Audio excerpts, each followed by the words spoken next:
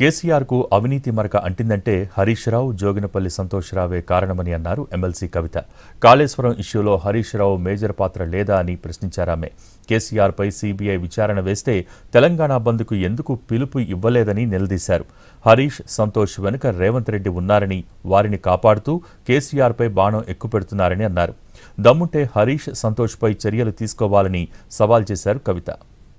వస్తుంది కేసీఆర్ గారికి అవినీతి మరక ఎవరి వల్ల అంటింది అలా అది ఆలోచన చేసుకోవాలి కదా. మనం కూడా ఇవాళ 5 సంవత్సరాలు ఇరిగేషన్ మంత్రిగా చేసినటువంటి హరీష్ రావు గారిది మేజర్ పాత్ర లేదా దీంట్లో?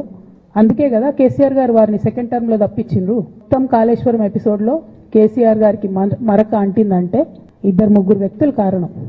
మాజీ రాజ్యసభ సభ్యుడు ఒకలైతే, హరీష్ రావు గారు ఒకలైతే, కేసీఆర్ గారి కాలి గోటికి సరిపోని వ్యక్తి ఆయన నిలబడి కేసీఆర్ గారిని చెయ్యెత్తి చూపించి కేసీఆర్ గారి మీద సీబీఐ ఇవాళ నేను వేస్తా అని చెప్తున్నాడంటే కారణం ఎవరు దీనికి? ఇదే హరీష్ రావు గారు, ఇదే సంతోష్ రావు గారు. అనేక కుట్రలు చేసినా కూడా భరించిన. నా మీద ఓపెన్గా మీడియా మిత్రులందరితో రకరకాల మాటలు చెప్తే కూడా నేను భరించిన. నా పర్సనల్ అటాక్కి నేను ఎప్పుడు కూడా వాళ్ళను ఇంతవరకు పేరు పెట్టి పిలవలేదు, మాట్లాడలేదు. ఫస్ట్ టైం చెప్తున్నా. నేను ఎందుకోసం చెప్తున్నా? కేసీఆర్ గారికి ఈ వయసులో సీబీఐ ఎంక్వైరీ ఏందండి? ఎందుకోసం ఆ కర్మ పట్టింది? ఎందుకు భరించాలి? ఇటువంటి వాళ్ళని చూస్తూ ఎందుకోసం ప్రొటెక్ట్ చేసుకోవాలి? ఈ చేతగాని కాంగ్రెస్ ప్రభుత్వం మీ ఏసీబీ వాళ్ళు పోయి కాళేశ్వరంలో పనిచేసిన 3 ఇంజనీర్లను పట్టుకుంటే ఒక్కొక్క ఇంజనీర్ దగ్గర 100 కోట్ల ఆస్తులు వెళ్తే మీకు ఎందుకు ఎంక్వైరీ చేసే దమ్ము లేదు? వాళ్ళు వెనకాల ఎవరు ఉన్నారో ఎందుకు ఎంక్వైరీ చేస్తలేరు? ఖచ్చితంగా నేను ఇవాళ చెప్తా ఉన్నా, హరీష్ రావు గారు వెనక, సంతోష్ రావు గారు వెనక రేవంత్ రెడ్డి గారు ఉన్నారు. వాళ్ళని ఖచ్చితంగా కాపాడతారు. అన్ని విషయాలను వాళ్ళని ఏమనరు, వాళ్ళ గురించి ఏం మాట్లాడరు. బాణం ఎంతసేపు కేసీఆర్ గారి మీద ఉంటుంది. కానీ దగ్గరుండి ఈ అవినీతి అనకొండలు బీఆర్ఎస్ పార్టీని ఏదైతే డిస్టర్బ్ చేసిండ్రో వాళ్ళని మాత్రం ఏమనరు. ఈ ఇంటర్నల్ అండర్స్టాండింగ్ అనేది ఎక్స్పోజ్ కావాలి. దేవుళ్ళ లాంటి మా నాన్నను ఇవాళ సిబిఐ ఎంక్వైరీ చేసిండ్రంటే కడుపు రగులుకపోతా ఉంది ఒక బిడ్డగా. అందుకే చెప్తున్నా, ఇన్ని రోజులు చెప్పలే.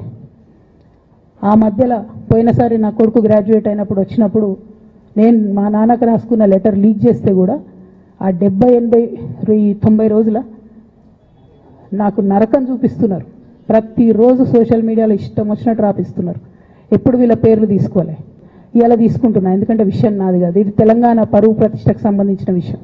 ఇలా దేశంలో ఏ మూలకు పోయినా, ఎక్కడికి పోయినా కేసీఆర్ అంటే ఒక మహానాయకుడు, త్యాగం చేసిన నాయకుడు అని చెప్పి మాట్లాడతారు. రేపటి నుంచి ఏం మాట్లాడతారు? సిబిఐ ఎంక్వైరీ చేస్తే మా నాన్న పరువు పోతే నాకా బాధ? మీకా? మీకు పైసలు కావాలి కదా, మీకు పేరుతోనేం పని? ఇంకా కూడా ఇటువంటి వ్యక్తుల్ని దూరం పెట్టుకోకుండా ఉంటే ఇక కేసీఆర్ గారి మీద సిబిఐ కేసు వేసేటటువంటి స్థాయికి వచ్చినాక ఏం పార్టీ ఉంటేంది పోతేంది. బీఆర్ఎస్ పార్టీ నాయకులు నన్ను తిట్టుకున్నా సరే, లోకల్ బాడీ ఎన్నికలలో నాకు నష్టం జరుగుతుంది అనుకున్నా సరే, మా నాన్న మీద సిబిఐ ఎంక్వైరీ పడ్డాక ఏముంది? తొక్కల ఎలక్షన్ ఒకటి గెలుస్తారు, ఒకటి ఓడిపోతారు. అసలు ఓడిపోయే పరిస్థితి ఎట్లా వచ్చింది? ఇటువంటి దుర్మార్గుల వల్ల కాదా వచ్చింది? ఆలోచన చేసుకోవాలి కదా. వాళ్ళంతా రేపటి నుంచి ఏమంటారు? నన్ను ఒకళ్ళు బీజేపీ ఆపరేట్ చేస్తుంది అంటారు, ఒకళ్ళు కాంగ్రెస్ ఆపరేట్ చేస్తుంది అంటారు, ఒకళ్ళు రేవంత్ రెడ్డి చెప్తే మాట్లాడుతుంది అంటారు, ఇంకోళ్ళు బండి సంజయ్ చెప్తే మాట్లాడుతుంది అంటారు. ఖబర్దార్ బిడ్డ, నేను ఎవరు చెప్తే ఆడేటటువంటి తోలుబొమ్మని కాదు. నాది నాది నాది నాది కేసీఆర్ బ్లడ్, నా తెలంగాణ బ్లడ్. ఇండిపెండెంట్గా నేను అనుకున్న విషయాన్ని చెప్తున్నాను. దానికి పొలిటికల్గా ఇబ్బంది అయినా, కష్టమైనా, నష్టమైనా నేనే భరిస్తాను.